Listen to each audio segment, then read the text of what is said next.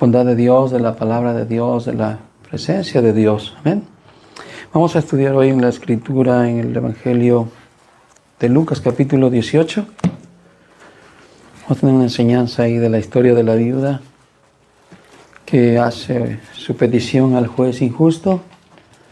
Y el tema va a ser la oración, hermanos, el de la oración. La oración, el tema es este. La oración es la que vale menos o la que menos vale. No tiene que pagarse nada para hacer la oración, no se tiene que comprar, pero es lo que más nos cuesta, ¿no? Es algo que dice es gratis, pero no tenemos a veces tanta oración.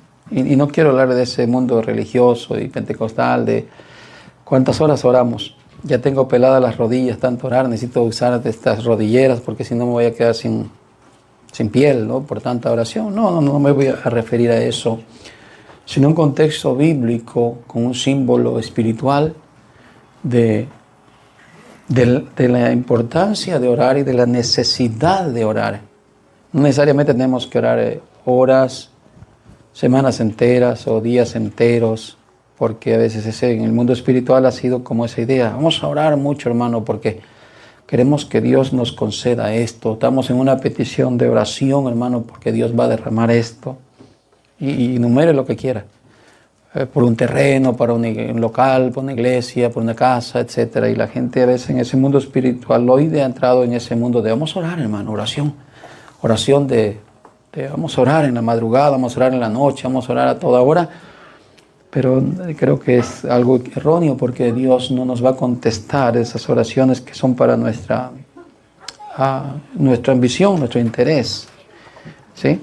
Creo que ahí es donde caímos en el error de que orar para esas cosas y mucho menos en la abundancia de la oración, creyendo que así es como vamos a recibir. Es como la otra idea de ayunar, que si ayunamos y vamos a ayunar y Dios va a responder por medio del ayuno. Y no, tampoco, eso no es así. No se le puede retorcer el brazo a Dios por decir, vas a contestar porque usted ha ayunado, porque he orado. Tampoco. Hemos estado estudiando la Escritura y hemos aprendido que el ayuno significa apartarse del mundo. El ayunar significa vivir una vida para Dios, una vida en santificación. Eso significa ayunar, entre otros símbolos, como por ejemplo ayunar es como también anhelar la venida de Jesús, nuevamente la segunda venida. Esas fueron las palabras que Jesús dijo cuando los que acusaron a los discípulos. Dijeron, hey, nosotros desayunamos y los discípulos de los escribas o de los fariseos también ayunan. Y fueron los discípulos de Juan el Bautista, ¿no? Que fueron a reclamar a Jesús y Jesús dice, bueno, ¿cómo pueden los que están de fiesta estar en ayuno, no? Pero vendrá días en cuando el novio será quitado y entonces ayunarán. Escucha la palabra, el novio será quitado. Entonces ayunarán para que el novio nuevamente esté presente. ¿Se entiende? Ahí la idea de que se va a ayunar para nuevamente ver a Jesús. Pero no es ayunar nomás literalmente, que me abstengo de comida. No, sino que estoy apartándome del pecado, del mundo, porque anhelo ver a Jesús. Esa es la forma de que el ayuno simboliza, apartarse del mal, de la práctica pecaminosa. Ese es ayuno, un ayuno de espíritu, del alma, de la mente, del corazón, y no físicamente. Hay gente que ayuna físicamente y dice, yo no quiero que venga Jesús, dice, porque todavía hay que predicar mucho. El que verdaderamente quiere ver a Jesús, le dice, ojalá que viniera esta misma noche. ¿Se entiende? Aunque tenga carga por las almas, aunque haya trabajado muchísimo ya por las almas, según lo que Jesús dijo, van a ayunar porque el novio les será quitado, y van a ayunar porque nuevamente quisieran estar con Él. Muy bien. Entonces vemos ahí el capítulo 18 de Lucas, verso 1 en adelante. Dice, también le refirió Jesús una parábola sobre la necesidad de orar siempre y no desmayar, diciendo, había en una ciudad un juez que ni temía a Dios ni respetaba a hombre. Había también en aquella ciudad una viuda a la cual venía a él diciendo, hazme justicia de mi adversario. Y él no quiso por algún tiempo.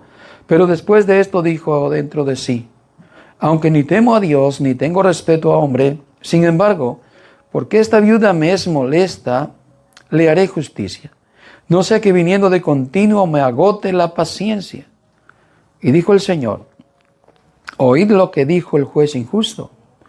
¿Y acaso no hará Dios justicia a sus escogidos que claman a Él día y noche? ¿Se tardará en responderles? Os digo que pronto les hará justicia. Pero cuando venga el Hijo del Hombre, ¿hallará fe en la tierra? Terminamos con una pregunta ahí, ¿no? Lo que Jesús contó, narró acerca de la historia de esta viuda y el juez injusto. Muy bien, Señor, gracias nuevamente en esta hora que vamos a recibir esta enseñanza, esta palabra que nos da, Señor, para nuestra alimentación.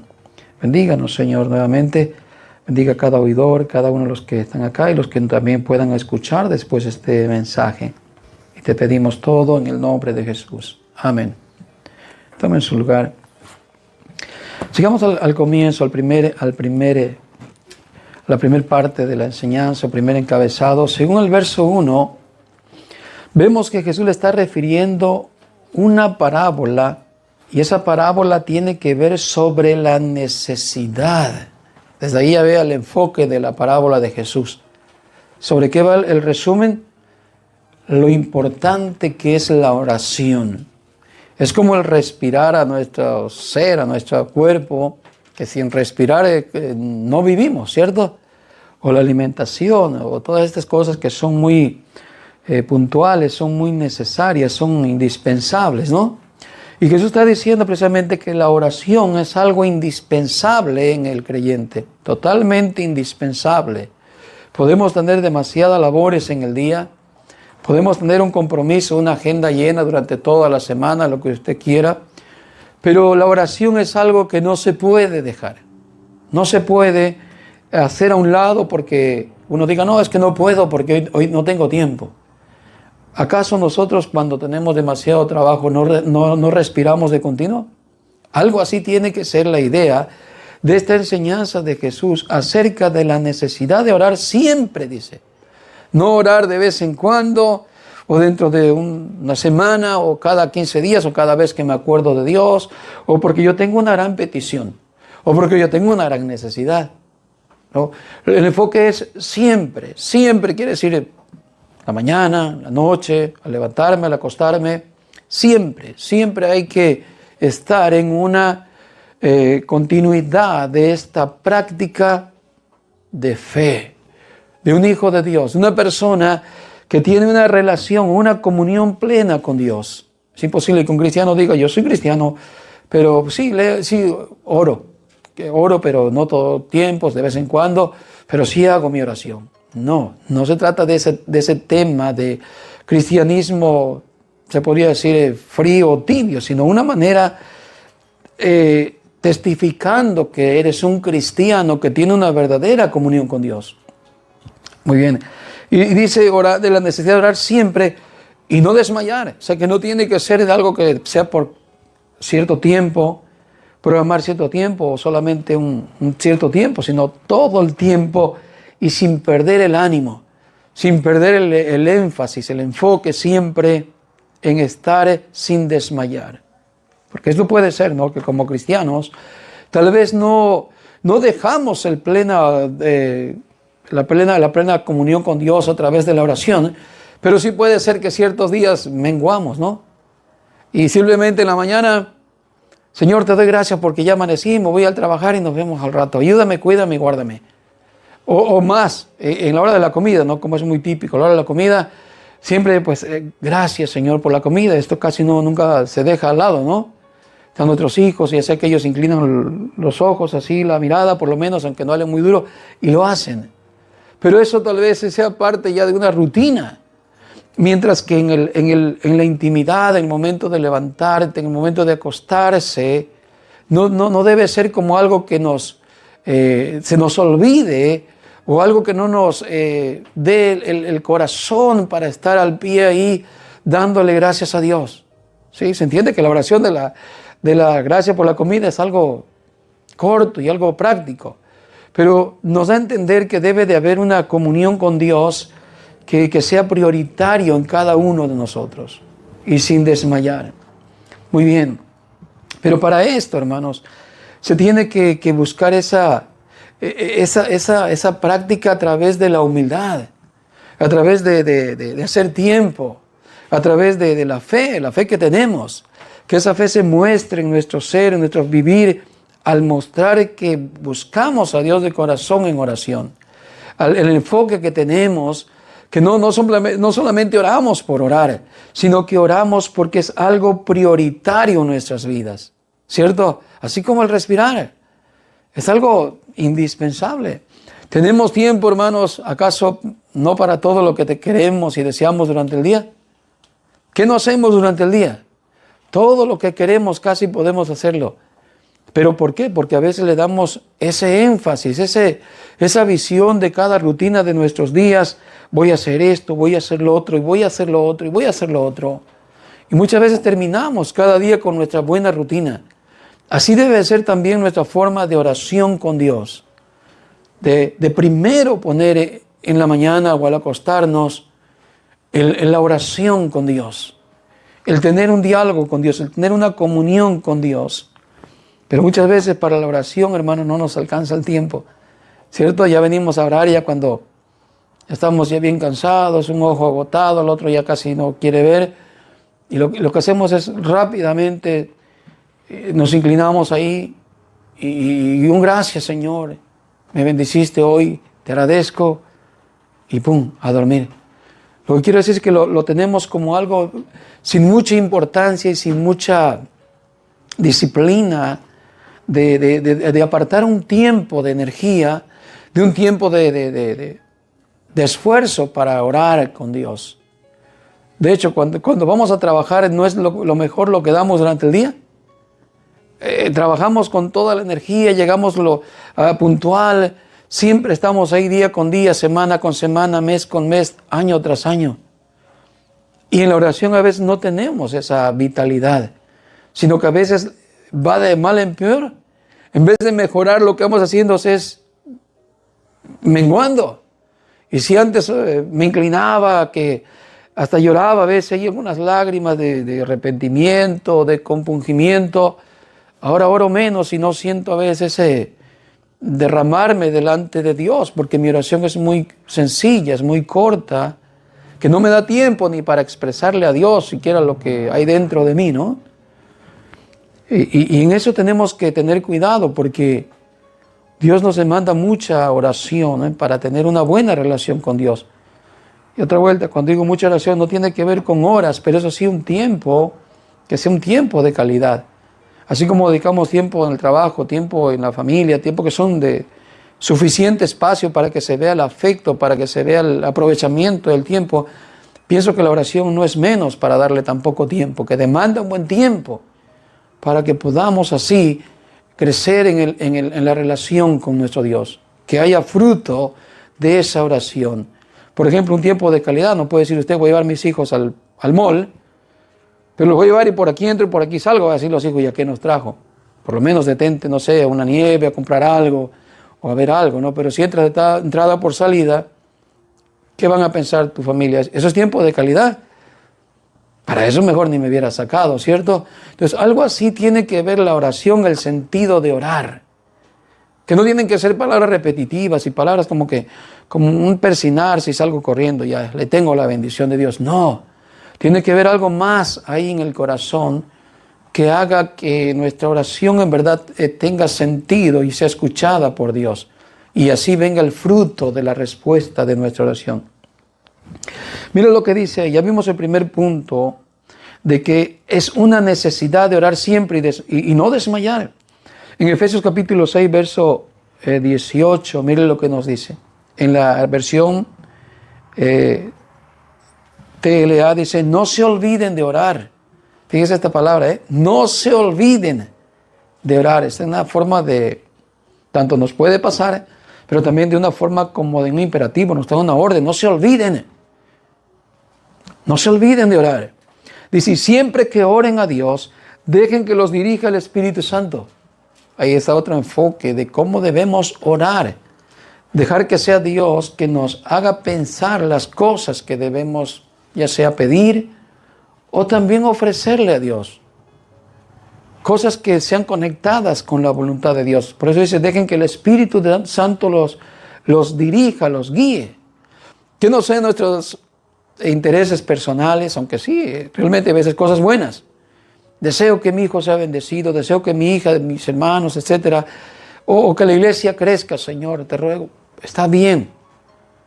Pero más que nada tenemos que ir entendiendo cada vez el propósito de Dios y la voluntad de Dios, para que así nos conectemos en la oración y sea agradable delante de Dios nuestra oración. No hagamos oraciones repetitivas, no hagamos oraciones en vano, o peor, oraciones que no tengan sentido delante de Dios. Pues que es como orar entonces al viento. Es como orar como aquel hombre que dijo, te doy gracias porque yo diezmo, oro, ayuno, etcétera. Y se salió, dice, todo sin recompensa, ¿no? Del templo. La oración tiene que tener un poco de sentido en lo espiritual, como cuando leemos la Escritura.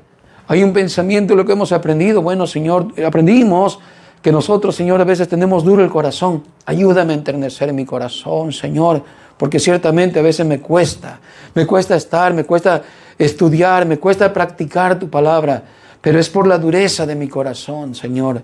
Acepto, Señor, ayúdame. Entonces, en contexto con la palabra nos conectamos espiritualmente con Dios. Así que dice, no se olviden de orar y siempre que oren a Dios, dejen que los dirija el Espíritu Santo y manténganse alerta en todo, ¿sí? Manténganse en un estado de alerta. ¿Qué significa otra vuelta? No estar como menguando, desmayando, durmiéndose. Dejar de orar, dejar de esta comunión con Dios. También en 1 Tesalonicenses 5:17 también nos dice ahí, orad sin cesar. ¿Qué nos deja ahí ver que la necesidad de orar a Dios es tan importante, es tan prioritario, que nos está enfocando así, que es una gran necesidad? Eso es lo que nos está diciendo esta escritura de 1 Tesalonicenses. Orad sin cesar. Nos está diciendo que es una gran necesidad. ¿Por qué? Porque esto va a tener que ver con la comunión con Dios. Que ese sería el segundo encabezado para seguir como ampliando la enseñanza. Ya vimos que la primera es orar sin detenernos, que tiene que ser algo que todo el tiempo. Jesús está enfocando la necesidad de orar. No se tiene que dejar este hábito como hijos de Dios. No se puede, es imposible. Y segundo sería que la oración es lo que nos lleva a la comunión con Dios. Y una buena comunión con Dios. ¿Por qué? ¿Qué es orar? Simplemente orar es platicar, ¿no? Platicar con Dios. Pero mi pregunta es, si orar es platicar con Dios, ¿en qué me beneficia? Bueno, le hago un ejemplo, por ejemplo, algo humano. Cuando usted tiene mucho diálogo con alguna persona, un amigo, un familiar, ¿qué es lo que usted hace cuando interactúa? Se conoce más a fondo, entiende más de él, le conoce más de todo lo que él hace, le gusta, etc. ¿Qué es lo que hace? Que en ese diálogo que usted tiene, ahora tiene mucho conocimiento acerca de él, ¿cierto? Y si es su esposa, su esposo, sus hijos, ¿qué es lo que hace? Mejora la relación, ¿cierto? Bueno, ahora imagínese tener un diálogo con Dios, platicar con Dios. ¿Y qué es lo que sucede entonces al tener un diálogo con Dios? Que Dios es santo, que Dios es benigno, que Dios ama la justicia. Y usted de repente con todo esa oraciones a Dios o comunicación con Él, lo está conociendo. Y se va contagiando de todo lo que es de Él, de todo lo que Él le agrada, ¿cierto? De todo lo que a Él le parece que usted y yo debemos vivir. Porque al conocerlo a través de la oración, eso significa que va a entender su voluntad más plenamente por medio de orar, de platicar a Dios o escuchar a Dios también. Sí, porque esta oración debe ser como algo mutuo. O sea que hablamos y Dios responde. Hablamos y Dios nos dice también. Porque la oración ilógica sería que yo solamente hablo y hablo solo. Dios nunca me responde. No, pero Dios sí nos responde en la oración. Siempre y cuando oramos conectados con su espíritu, con su voluntad. Claro, si yo oro para mí mismo, Dios no va a responder. Pero si oro en su voluntad voy a tener las respuestas. Y cuando tengo la respuesta, entonces estoy diciendo, Dios me está concediendo lo que he pedido en oración. Y es lo que dice la Biblia. Si pedimos, sabemos que recibimos de Dios, tenemos las peticiones. Y eso me enseña el carácter de Dios. Cada vez le entiendo más, cada vez le conozco más cuando veo las respuestas de Dios, porque oré correctamente y que hace que mi relación con Él crezca y ahora entiendo más a Dios. Ahora mi relación está mejor, está mejorando mi relación. Es esa comunicación lo que nos lleva a tener esa comunión con Dios, a lo cual esa comunión con Dios nos va a llevar a no caer también en tentación. Acuérdense que la oración, Jesús nos enseña, nos enfoca que la oración nos ayuda para no caer en la tentación. ¿Sí? ¿A qué más? A vivir en la presencia de Dios. O dicho de otra manera, haciendo la voluntad de Dios, viviendo, haciendo la voluntad de Dios. ¿Se acuerdan los profetas cómo hablaban? Y decían, viva el Señor o vive el Señor, en cuya presencia yo estoy, en cuya presencia yo habito, me muevo, hago lo que Él me está diciendo o me manda. Han entendido la voluntad de Dios. Entonces, para nosotros hoy en día, tener una comunión con Dios cercana, una comunión a través del diálogo, siempre constantes, orando al Señor, lo que va a llevar a que nosotros tengamos una vida haciendo también la voluntad de Dios, porque estamos entendiéndola a través de tener una comunión cercana con Dios. En Mateo capítulo 26, verso 41, nos deja ver la acción de la comunión con Dios, ¿sí? ¿Sí? Para hacer la voluntad de Dios. Vemos a Jesús orar, que significa comunión con Dios, diciendo, Padre mío, si es posible, pase de mí esta copa, pero no sea como yo quiero, sino como tú. ¿Sí? Queremos ahí Mateo 26, verso, ¿cuál le dije? 41, ¿verdad? ¿Sí? 41. Ok, muy bien, eso lo está diciendo Jesús en el verso 39. Ahí lo dijo, dice, yendo un poco adelante, se postró sobre su rostro orando. ¿Qué es orando? Ahí vemos la comunión con Dios. Dice, y diciendo, Padre mío, si es posible, pase de mí esta copa, pero no sea como yo quiero, sino como tú. Miren lo que es la comunión con Dios. La comunión con Dios es que no estamos orando para hacer nuestra voluntad. Es ahí que nosotros a veces repetimos esa palabra, ¿no? Casi siempre en nuestras oraciones le aseguro que sale, pero que se haga tu voluntad, Señor, y no la nuestra. ¿Y al rato cómo andamos? Haciendo la nuestra, sencillamente. Porque no hemos escuchado claramente en la oración o en la comunión con Dios eso que Dios quiere. Y si lo hemos escuchado y no lo hacemos, es peor. Porque cuenta que somos rebeldes. ¿Cierto?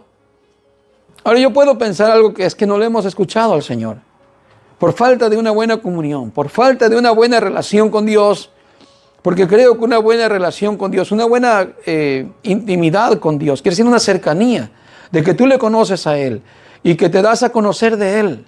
Y que te agrada servirle al Señor, al oír su voz simplemente te vas a agradar en hacer lo que te está pidiendo. Pero a veces, hermanos, vamos sin escuchar la voz de Dios. Hasta la idea de que creo que estoy haciendo la voluntad de Dios, creo, pero no sé plenamente. Tal vez no he entendido la voluntad de Dios. Hay gente que dice, tengo 5, 10, 15, 20 años de cristiano y me encantaría saber cuál es la voluntad de Dios. Bueno, pues la Biblia nos dice la voluntad de Dios. El problema es que nosotros no le conocemos tanto a Dios, ni a través de su palabra, que es la que nos revela, para que le conozcamos y aprendamos qué quiere que hagamos. Pero también mucho es en la oración, en la intimidad con Dios. Y si lo decimos de labios, Señor, haz lo que tú quieras, Señor, que venga tu reino. Pero al momento de que Dios nos quiere pasar por la prueba, pasar por el momento de decir, esto es lo que quiero que hagas, a veces estamos resistiendo, decimos, Señor, ¿pero por qué? ¿Y por qué? ¿Cierto?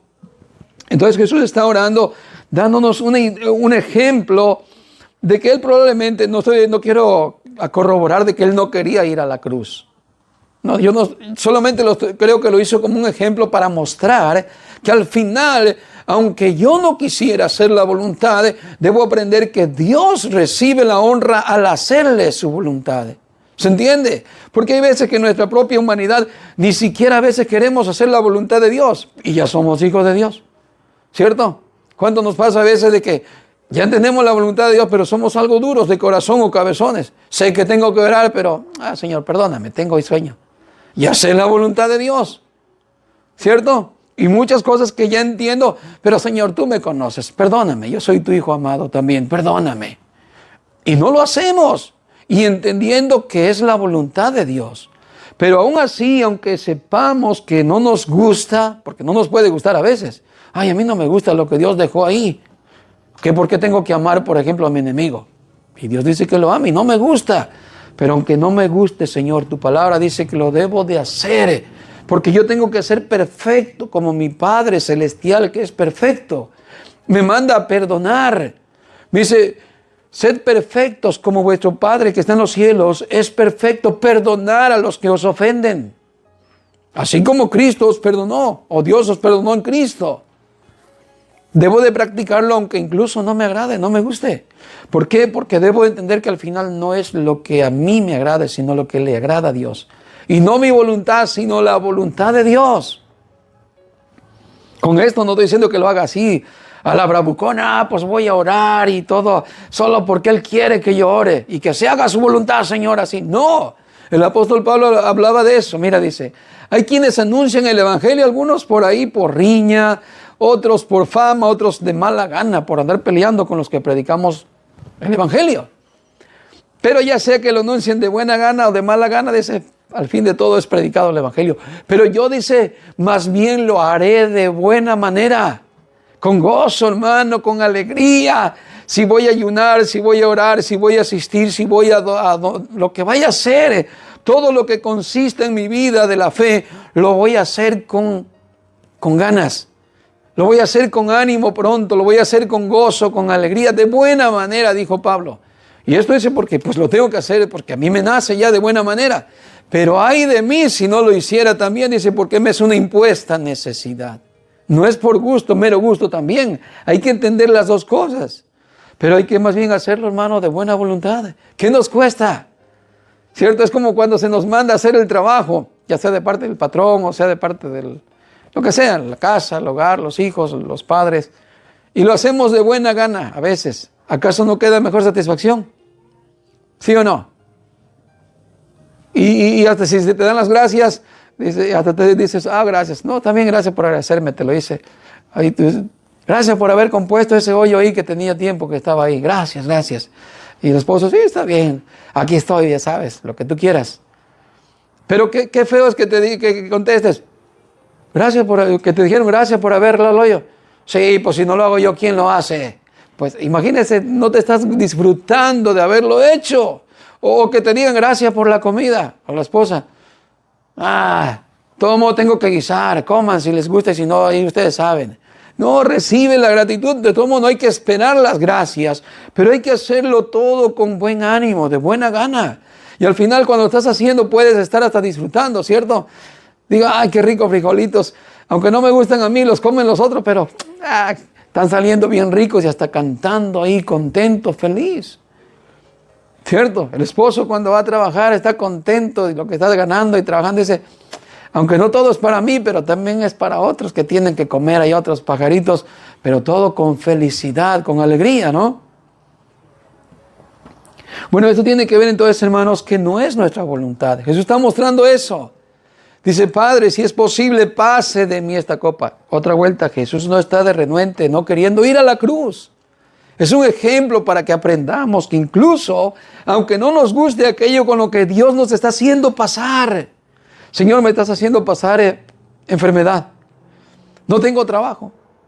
Señor, me estoy quedando casi pobre ya. Pobre quiere decir que yo no tengo ni para vestirme ya, Señor. Tengo 6 meses, creo que me compré el último pantalón. Señor, pero no se haga mi voluntad, Señor. Sigamos adelante. Aunque sea parchado. Antes se parchaban las camisas, ¿sí o no? Los pantalones, todo traía de 2, 3 diferentes clases de pantalón, y unos eran Levi's, otros eran de vestir, y andaba todo parchado.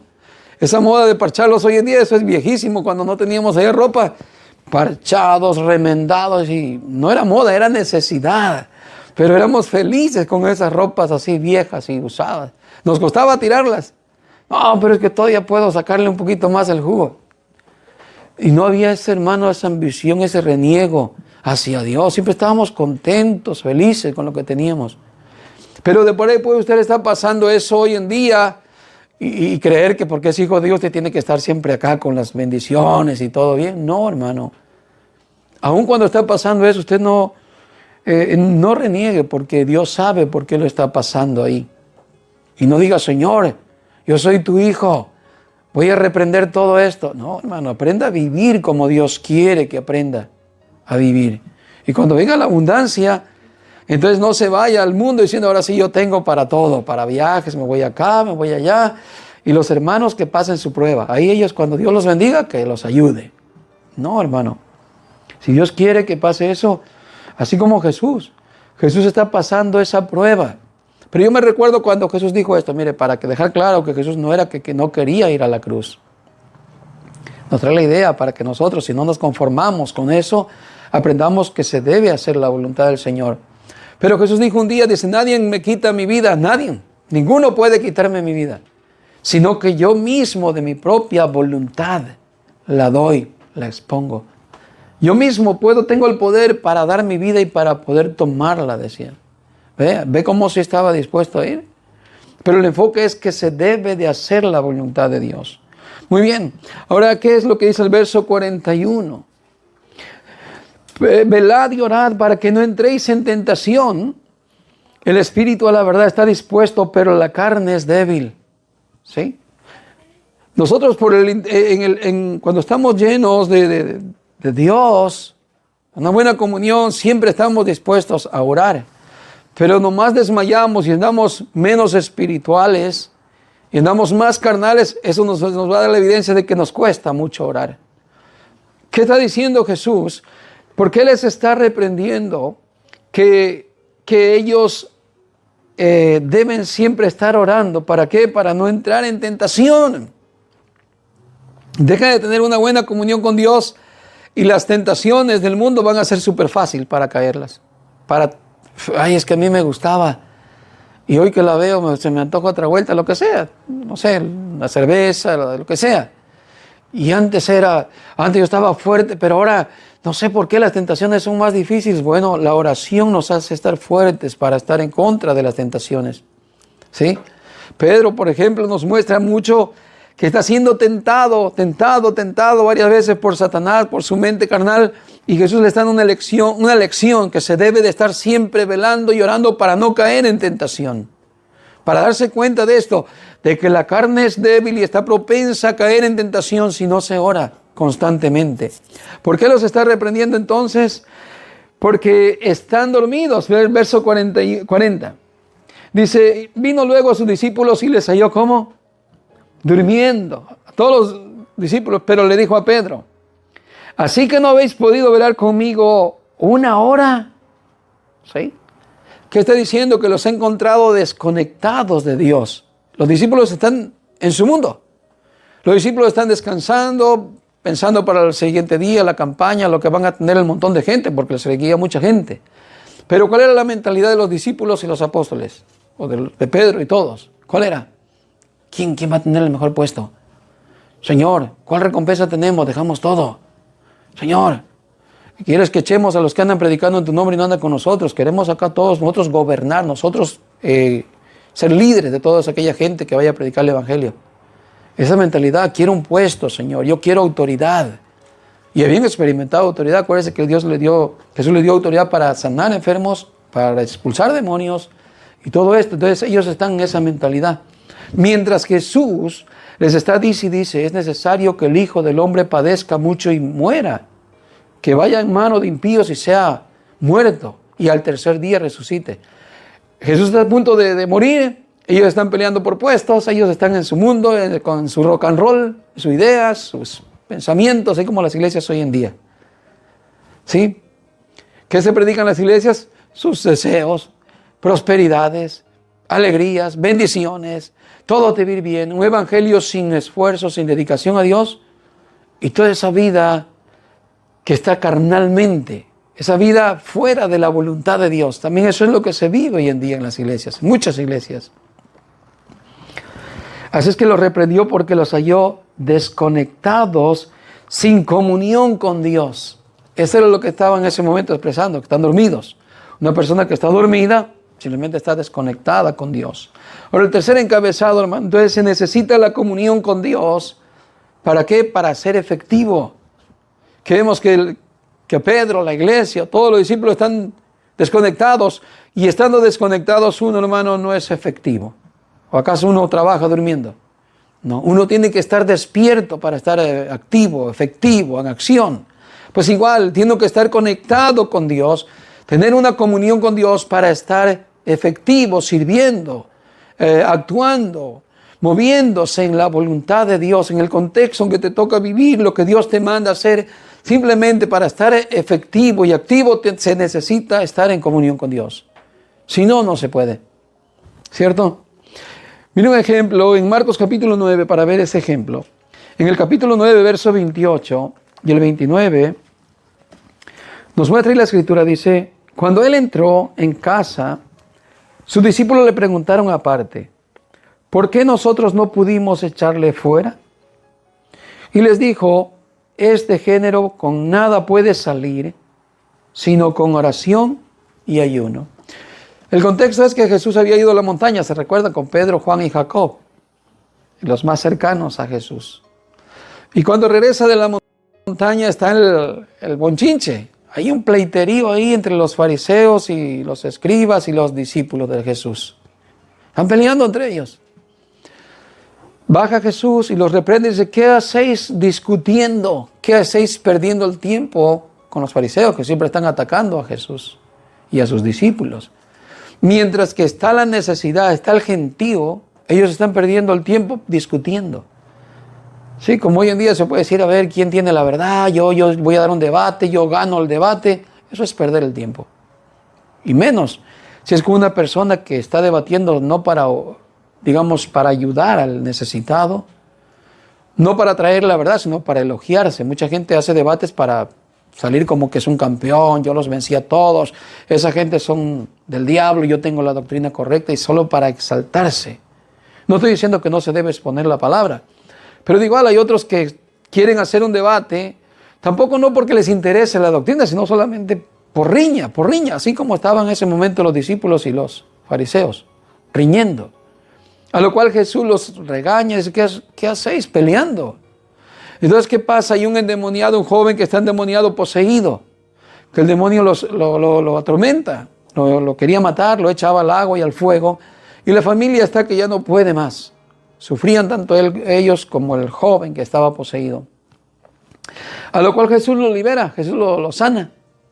Ellos se quedan asombrados, y cuando llegan a casa, Jesús está ahí, entra a la casa y le preguntan aparte: ¿y por qué nosotros no pudimos hacer esto? ¿Por qué no pudimos echarlo fuera? ¿Cuál es la respuesta de Jesús? Este género no sale sino con oración y ayuno. Más bien, dice más claro, este género con nada, escucha la palabra nada, o sea, no hay ningún otro medio. Con nada puede salir.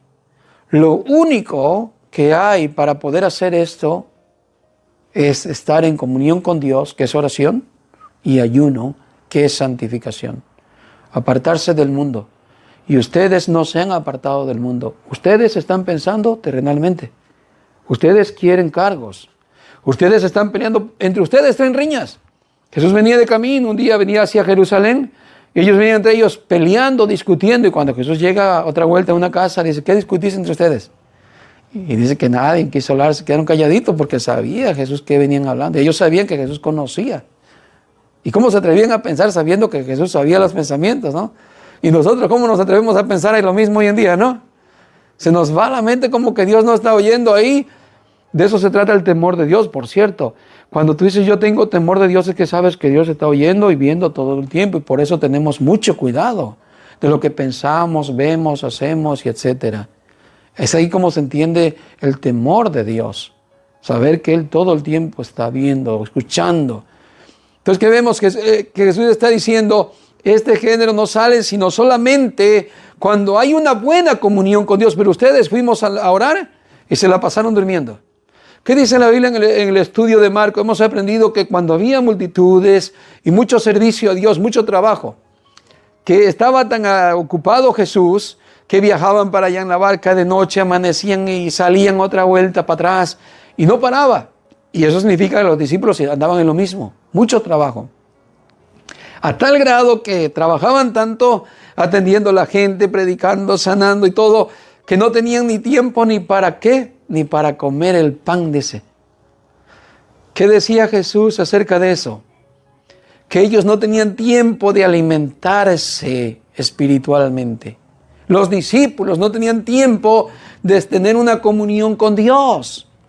Y es muy importante la alimentación de Dios para el que es el líder, para el que es el predicador, para el que está enseñando la palabra de Dios, porque si no va a enseñar con sentimientos, con emociones y con sus propios pensamientos humanos o terrenales. Y va a traer un mensaje no al alma del oyente, no al corazón del oyente, sino a las emociones del oyente. Por eso Jesús se preocupaba y los llamaba aparte. Dice, vénganse, vamos un rato aparte, a un lugar desierto, y ahí los alimentaba. Pum, les metía más palabra, más enseñanza, y volvían ellos a tener esa alimentación. Pero ellos se descuidaban y por andar sirviendo, Señor, aquí hay mucha gente, podemos quedarnos aquí en la campaña, que no se acabe la campaña. ¿Y Jesús qué hacía? Se los llevaba de antes que se les subiera más la vanagloria, y los apartaba siempre para alimentarlos de la palabra. No tenemos que descuidarnos de comer el pan, que significa estar en comunión con Dios, alimentarnos. ¿Y cómo? A través de la oración continua, y el ayuno continuo. Y no significa que tiene usted que ser un predicador, un líder, para que tenga que estar en oración, en ayuno. Simplemente con ser hijo de Dios, usted necesita alimentarse siempre de Dios. Usted tiene tentaciones. Usted puede ser propenso a caer, tropezar, pero que enseña la palabra que a través de la oración podemos evitar esas caídas. ¿Sí? Orad para que no caigas en tentación. Esos dichos eran muy antiguos en la antigüedad con la gente de la iglesia de antes. Venía algún joven, mire hermano que tengo este problema, fíjese que, como que me está costando. Vete a orar, le decía. Váyase a orar, hijo. Ore más. Pero yo pensé que usted me iba como sabio, a mí me va a dar la solución. Vete a orar. Esa es la solución, vete a orarle a Dios, ora con Dios. Y ya después que se enseñaba a orar, venía y le preguntaba al hermano, ¿y cómo estás con tu problema? Ya lo pasé. ¿Y cómo? Solamente oré a Dios. Pues ahí está, esa es la solución. Orar, pero cuando no oramos, ¿qué nos pasa? No puedo. Que alguien me ayude. Que alguien oren por mí porque ya siento que Dios no me oye a mí. No, hermano, Dios te escucha. El problema es que si no buscamos a Dios, ¿cómo te va a oír? ¿Cómo? Si ni a mí, si no me hablas, ¿cómo te voy a oír? Pues Dios también, hermano. La Biblia dice que el que toca se le abre, no el que llama se le atiende, no el que pide recibe.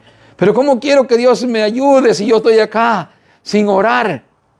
Yo sé que Dios me entiende y sabe mi necesidad, pero Él quiere que yo me enseñe a pedir, para pedir conforme a su voluntad y para conocerle, pero también más para estar activo, para ser efectivo.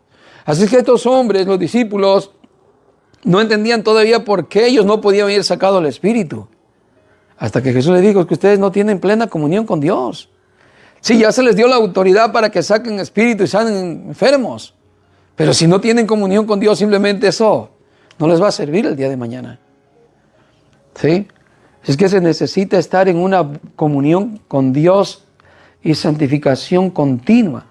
Y esto es lo que para nosotros es entonces hoy una amonestación, una alerta, una reprensión, hermanos, a dejar de dormir y despertar a tener una comunión mejor con Dios.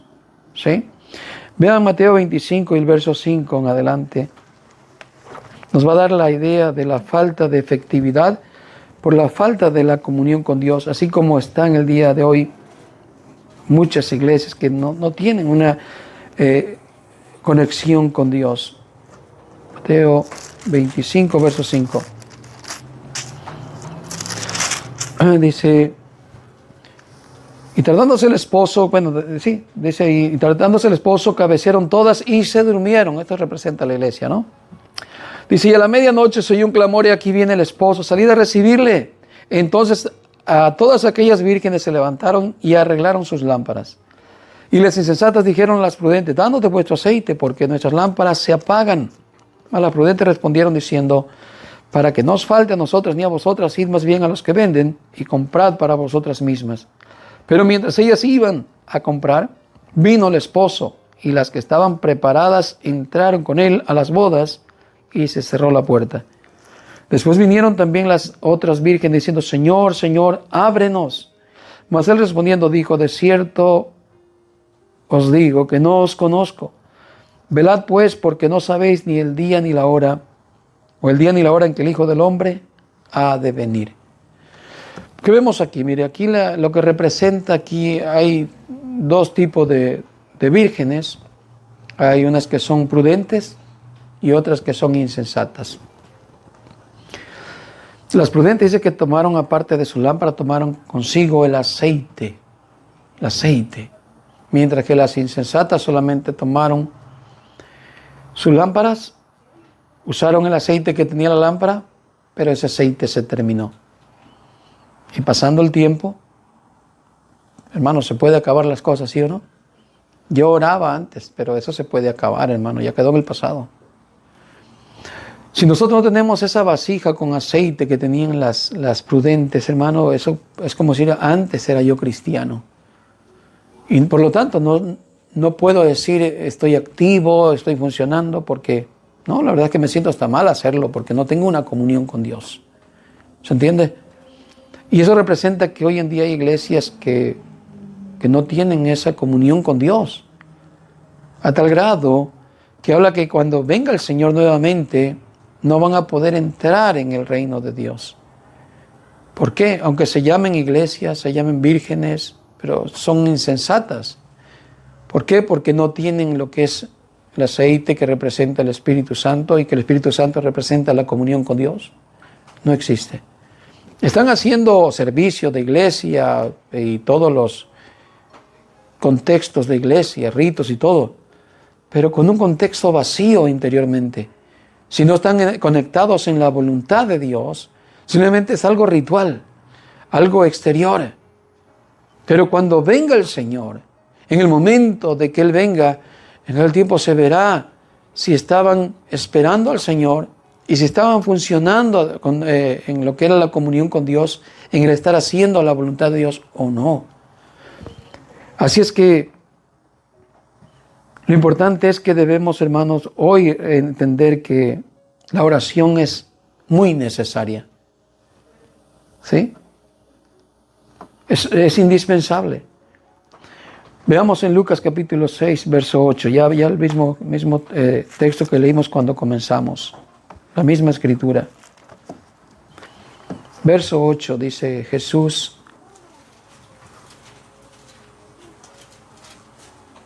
os digo que pronto les hará justicia, pero cuando venga el Hijo del Hombre, ¿hallará fe en la tierra?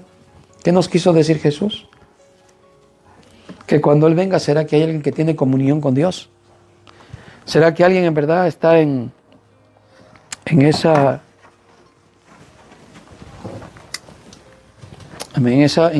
oración continua y no ha desmayado? Porque el mundo desmaya, hermano, cada vez menos tiene comunión con Dios. Sí, y el sistema religioso, no todas las iglesias que mire como iglesia, hermanos, en verdad tienen una comunión con Dios, de verdad. Así es que, ¿qué está diciendo Jesús? Os digo que les hará justicia. Está refiriéndose a la respuesta cuando oramos. Que si oramos, Dios siempre nos va a responder cuando pedimos por justicia. Queremos apartarnos del pecado. Queremos ir cada día perfeccionando nuestras vidas delante de Dios. Dios va a respondernos a estas oraciones. Esa fue la petición de la mujer viuda. Hazme justicia.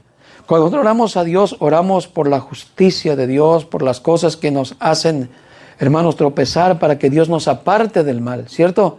¿Y acaso cree que Dios no nos va a responder? Sí, Dios nos va a responder. El punto es que ¿será que cuando el Señor Jesús venga de nuevo habrá gente todavía con esa fe? ¿O será que ya se apartaron? Ya no oran por tener una buena comunión con Dios hasta que el Señor venga? Esa es la gran pregunta. Así es que la pregunta es, hermanos, ¿nosotros cómo estamos? ¿Estamos orando de continuo? ¿Estamos pidiendo a Dios que nos libre de esas pruebas que tenemos y de las tentaciones?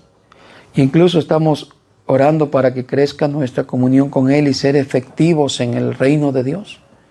Eso es muy importante. La iglesia debe estar siempre trabajando, funcionando mientras está en esta tierra. ¿Sí? Comunión con Dios significa que estamos, hermanos, sirviendo al Señor. No nomás sea yo conozco a Dios y Él es mi Padre. No, no, no. Tiene que ver que esa comunión con Dios se mira por los hechos, se mira por las obras, se mira por las acciones que tenemos de servir a Dios. No algo como ritual de algo religioso, no, no, no. Sino que las obras muestran nuestra fe. Que si hay relación con Dios, que si hay oración con Dios, en verdad hay obras que nosotros hacemos para servir al Señor. Estamos activos. Y si no lo estamos, es tiempo de que en verdad emprendamos la oración a Dios. No nos debe costar. Tenemos que hacerlo. Es un deber. Es una gran necesidad. ¿Sí? No tenemos que ser cristianos sin oración, sino cristianos fervientes en la oración. Amén. Es parte de nuestra vida como hijos de Dios. Es parte de la necesidad para entender la voluntad de Dios. Sin oración no podemos saber lo que Dios quiere que haga. ¿Cierto? A veces va a haber cosas que queremos hacer cuando son nuestra voluntad y Dios nos va a decir que no. Me acuerdo Pablo un día en oración, quería ir a predicar a ciertos lugares, no recuerdo ahorita los lugares, pero el Señor le dijo, no vayas, Pablo, quédate acá por un año. Y usted puede decir, pero el Señor lo detuvo y tenía que ir a predicar Pablo más. Sí, pero es la voluntad del Señor. Y puede ser que yo estoy aquí en Estados Unidos ahorita y diga, Señor, me encanta estar acá. Pero en oración, Dios me diga, ¿sabes qué? Ya te tienes que ir de acá a este lugar. Te tendrás que ir a, no sé, a tu país donde ya te quiero tener.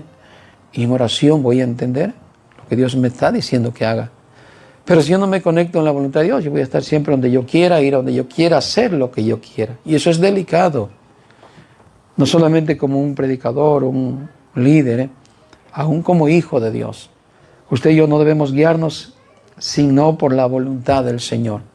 Amén. Y fue una promesa que Jesús nos dijo, que el Espíritu de Dios nos va a guiar a toda verdad y a toda justicia. Amén. Póngase de pie y medite, hermano, medite en estas palabras. ¿Cuánto está orando a Dios? No le estoy exigiendo que presente horas y diga, oh, hermano, yo sí oro horas. Porque yo le voy a decir, hermano, ¿y dónde están sus frutos? ¿Cierto? No necesitamos honrarnos aquí, halagarnos con esos términos de tiempo, de horarios y de... No. Simplemente que esto sea algo personal, que si nos falta orar, hermano, hay que orar. Y hay que orar conforme a lo que Dios quiera. Dejemos oraciones repetitivas que son de nuestras ideas y pensamientos sin acomodarse a la voluntad de Dios.